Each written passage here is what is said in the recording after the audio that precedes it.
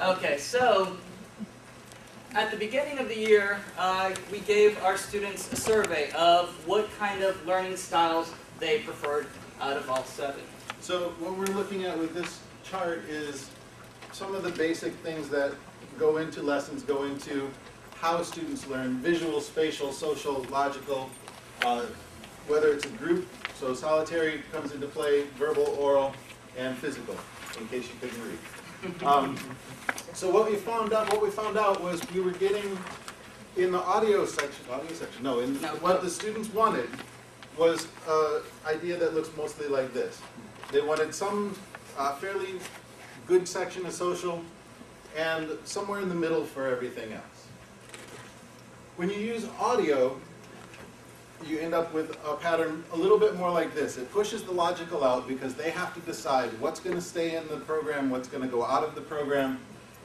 For my kids, it's primarily solitary because I had them doing one-on-one projects. Each student was responsible for their own show, and they were completely in charge of how it was going to work. So that particular spine can be adjusted because you could set it up like a radio station where each person is doing a different section in the show. I decided to go with solo because I didn't want to deal with a student coming up and saying, oh, but my partner or my group is not available to meet, so do it at home by yourself, you'll get it. Verbal, of course, the students are speaking.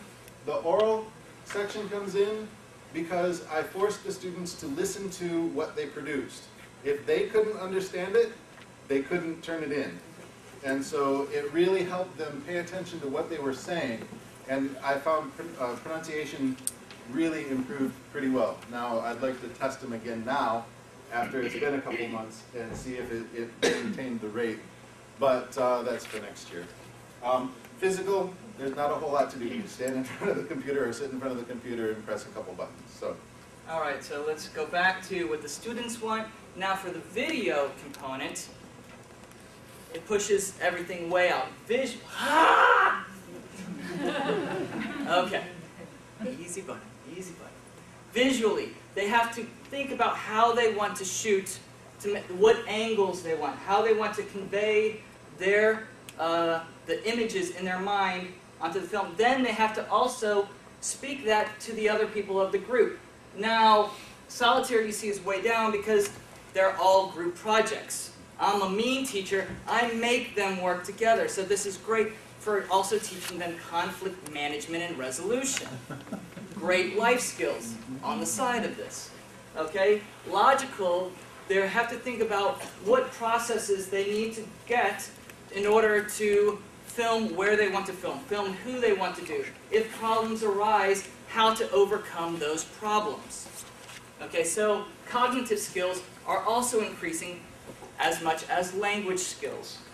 Physical, they're moving all around. They're not doing this in the classroom. This is all outside the classroom.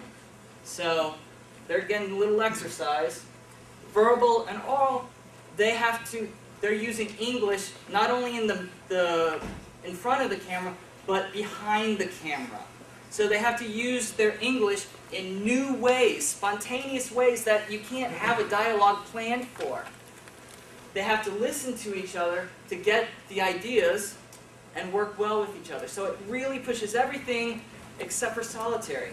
But that's okay because this was also an academic speaking listening. We did plenty of lecture series, plenty of presentations where they worked by themselves, so they had both chances. But for just the video making component, this is what you got. Okay, so that's the basic talk. Now this is what we did to actually be able to walk the walk.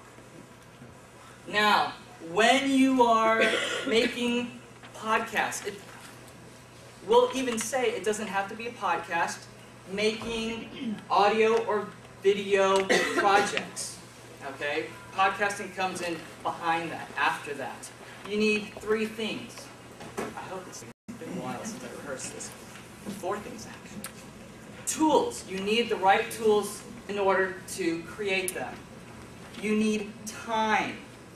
Scheduling time, whether you're going to do it in class, whether you're going to do it out of class.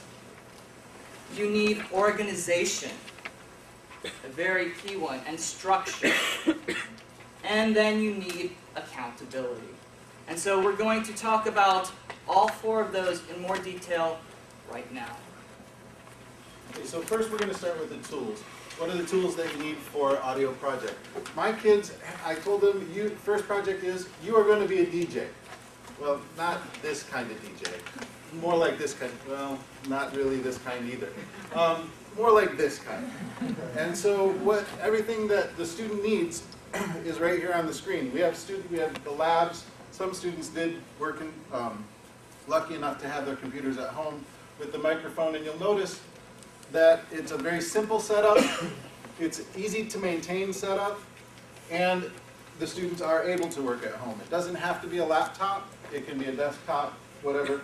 You could even use a tape recorder for it. The one interesting thing about the picture is this little piece right down here. It's not a weird thing. The pantyhose are to prevent what they call pops. And as everybody knows, P's and T's are plosive. And the diaphragm in the microphone is very, very sensitive to that. So what you do is you take a coat hanger and an old pair of pantyhose or nylon or something, put it just in front of the microphone, and it takes just enough of the force out of the air to where you don't have it hammering on your eardrum as a listener. Or you can go to a music store and pay about $40, $50 for that. Yeah, they have very nice metal ones now, but the nylon is cheaper.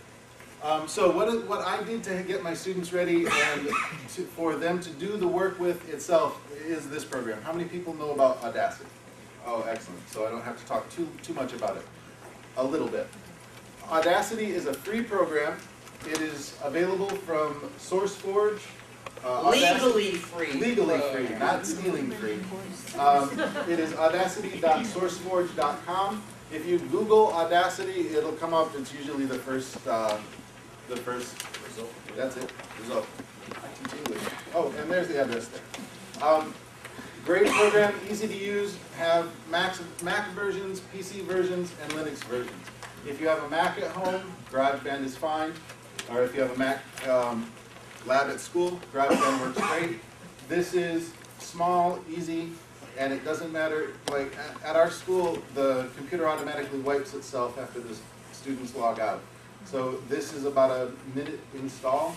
So it doesn't take that much time out of the classroom once the students are in the habit of installing it.